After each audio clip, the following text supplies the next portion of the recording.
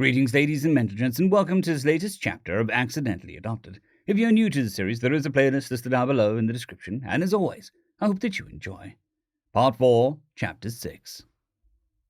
Dear Diary, I didn't know somebody could be this happy and this relieved. If you ask Yoiv, he probably won't admit it, but he cried when he got home. Now we just have to wait for Greg and Daddy. Be safe, everybody. Maybe it's selfish, but I don't care about breaking the gang now that we have Yoiv back. I just want Daddy, Greg, and Uncle Yang, and the crew to come home so that we can just leave and never ever come back. But I get it. Don't leave a loose end like that. I was a little surprised by how emotional Yag got. I knew he was upset, but from just how relieved he was, he must have been working really hard to keep it together. I'll have to talk to him again later.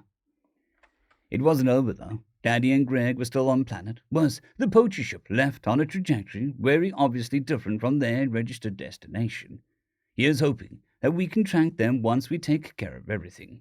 Now that gross, shady defense lawyer is trying to get the trial thrown out since Daddy and Greg had assaulted the ganger.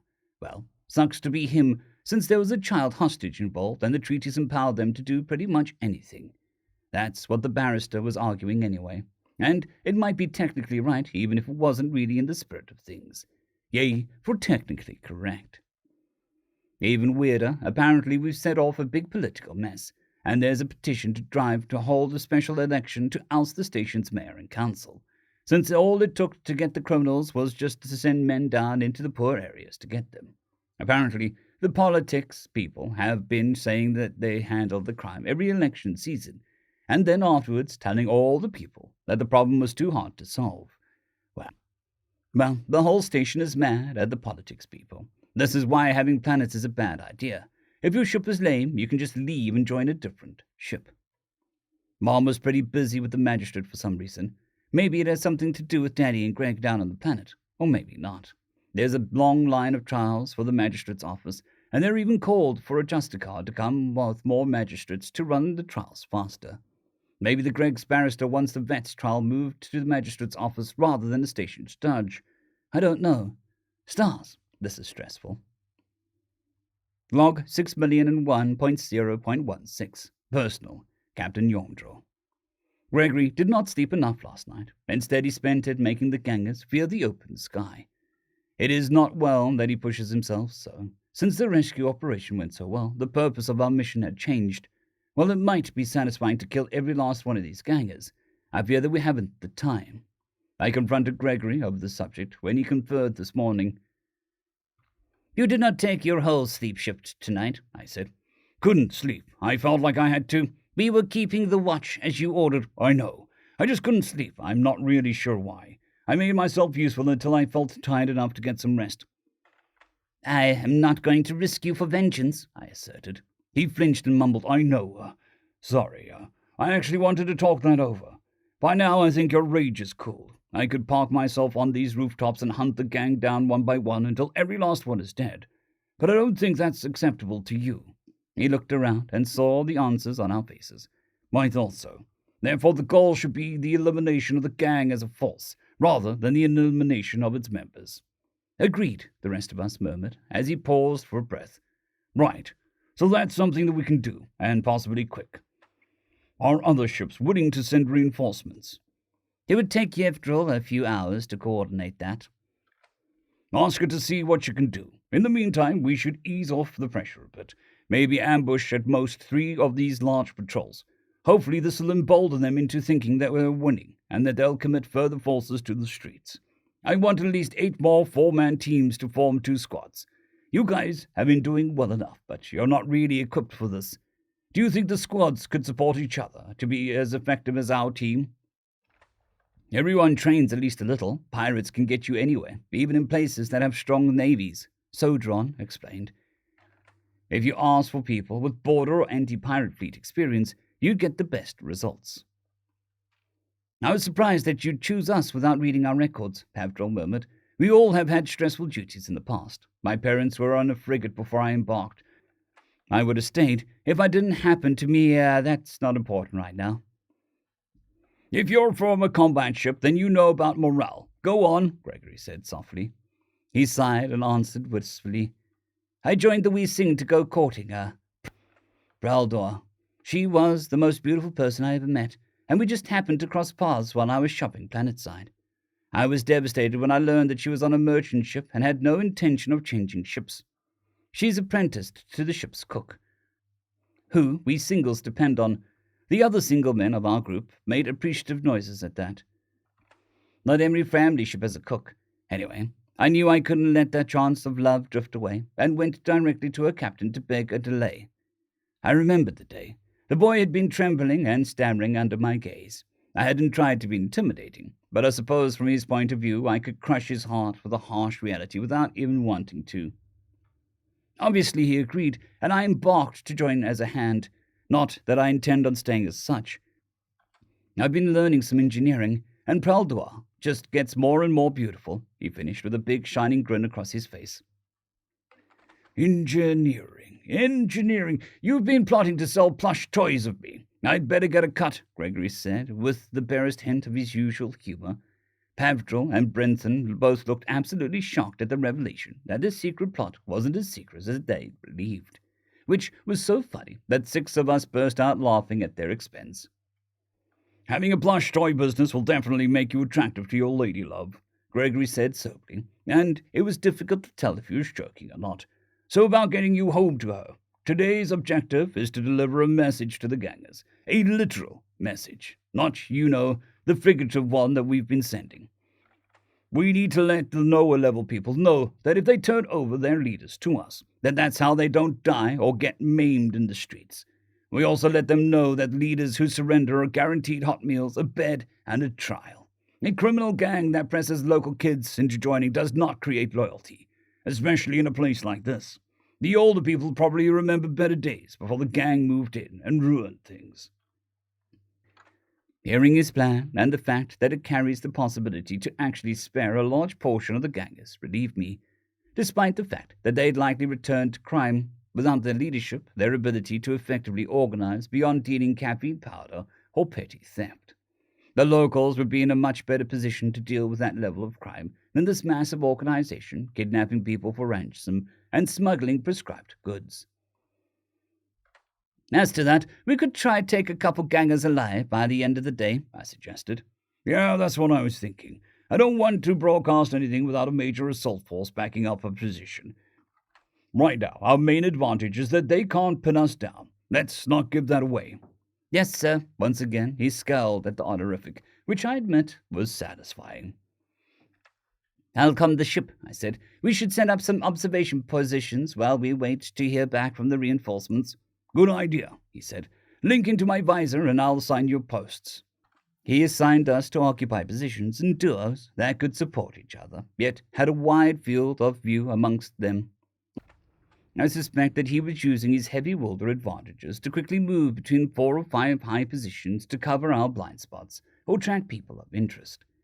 During this time, I left the observation to Brenton in the main while I kept myself aware of any potential threats and calmed Trevdy. Heart, are you coming home soon? No, my heart. We have work to do. I know. It's selfish, but I wish you could leave it to the others. Gregory is not able to leave this in the hands of strangers. I feared as much. However, I have some ill news. We already saw the poacher.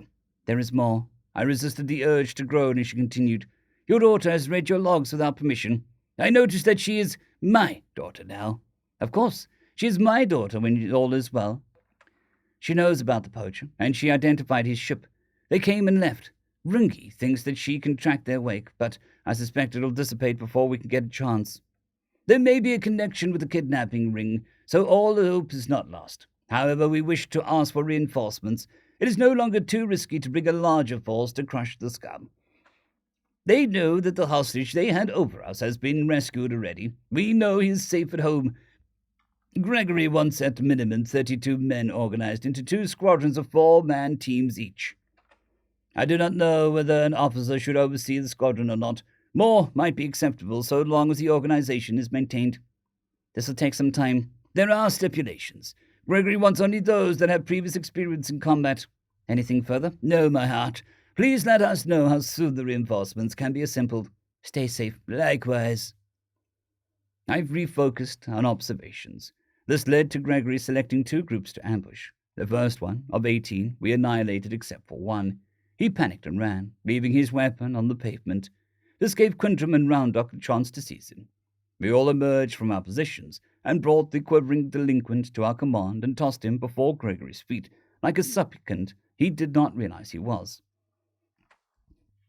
"No profound way, because we've been looking for because I'm shorting," he exclaimed. "He is surprised to recognize you from the memes," I said. "Really? How surprised?" "Well, he used profanity and said there was no way," Yemdril offered. "I know the word is void." Everyone flinched at the thought of Trevor's ire. I was fairly sure I remembered who was to blame. Thankfully, my wife doesn't read the logs. "Well, it might be, but the implant just uses the word profane when the context of a word involves swearing." "That's how that works," the criminal blurted out, seemingly forgetting in his surprise the situation he was in. "Of course," Yemdril explained. "Why would the network keep track of the multiple equivalents of profanity?" "Ours does," Gregory stated, and silence fell on the group. "Well, my brothers who are allowed implants say it does anyway." "He looks like he's going to comment on your lack of an implant," Quintram interjected. "Well, Mr. Swirly Scales, you're a very lucky lizard. Do you know why?" "He is complaining that you compared him to an animal," Renton droned. "Maybe he's looking to use up that luck and join his friends already," Yemdril murmured as he caressed his rifle. He licked his eyes and stammered out with the appropriate question, and I translated for him. "He wants to know why he's lucky." "Because I decided that you get to keep all your extremities. You've seen a fair number of less lucky fellows. I take their arms, maybe a leg, perhaps their head, and they never see me. They never know where the plasma will come from. But you were in my crosshairs, and you got to keep both arms and legs. That empty head. Now, don't you feel lucky?" The ganger just licked his eyes again and twitched his tail. Upon realizing that we don't share the same visual cues, he said, "Yes, I feel lucky," which Roundock translated. Good, good.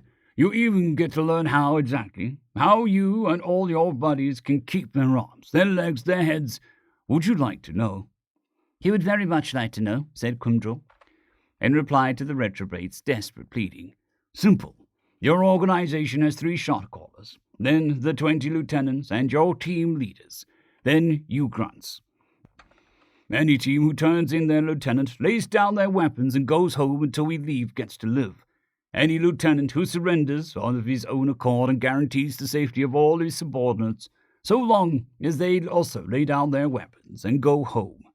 They also will receive hot meals, a bed with bedding, and a trial. Those turned in against the will not have these things guaranteed. If you refuse this offer, I'll take your ability to do business. I will take your ability to resupply. I will take your travel. I will take your safe nights. The open sky belongs to me, and the shadows of my domain. Spread the word." We repeated the process with the sole survivor of the next ambush, too. I received word that 3 squadrons had been assembled, combat veterans all, and would rendezvous with us in the morning. Mission Log 5, date 1/6/4. Name Gregory George. Mission Planetary Rescue. Mission Objective: rescue Linus from unknown hostiles connected to Shady Lawyer. Linus located on planet. Shuttle company name determined. Shuttle by green. Gang identified. Gang headquarters identified. Likely information vector identified. Information vector obtained. Large number of gangers in hiding. Linus has escaped. Linus secured. Linus has rescued other kidnapped victims. Exfiltrate Linus and other kidnapped victims. Linus and hostages rescued. Objective complete. Eliminate or neutralize all hostiles. 1 hostile neutralized non-lethally. 1 hostile eliminated. 6 hostiles eliminated. 1 potential hostile neutralized. 8 hostiles eliminated. 9 hostiles neutralized. 3 potential hostiles neutralized. 53 hostiles eliminated. 8 hostiles neutralized. 58 hostiles eliminated. 9 hostiles neutralized. Teach the criminal elements a lesson. 1 example provided. 1 demonstration provided. 3 demonstrations provided. 9 examples provided. 5 demonstrations provided. 8 examples provided. 2 demonstrations provided. 9 examples provided. 2 messengers sent. Mission parameters: minimize collateral casualties, minimize collateral property damage, evade detection by station security, minimize station damage, protect allies. Potential action plan: confer with reinforcements and assess capabilities, continue eliminating patrols, eliminate targets of opportunity, designate surrender procedure. Observations are relevant to mission. Gangers cannot shoot with a feck. Holy crap, I thought the cop show was bad, but if this is the general quality of the criminal, no wonder their cop shows have crappy gunplay. My squad is maintaining discipline. Local translation network doesn't translate profanity. What the feck? How are people with different languages supposed to cuss at each other? Fecking stupid. End of chapter. I would just like to thank the T5 supporters: Bushmaster117, Casper Arnholtz, Dragzoon W.R.E, Elijah Silvercross, Gray, Jon Creighton, and Sevaren Serberous. Thank you very much.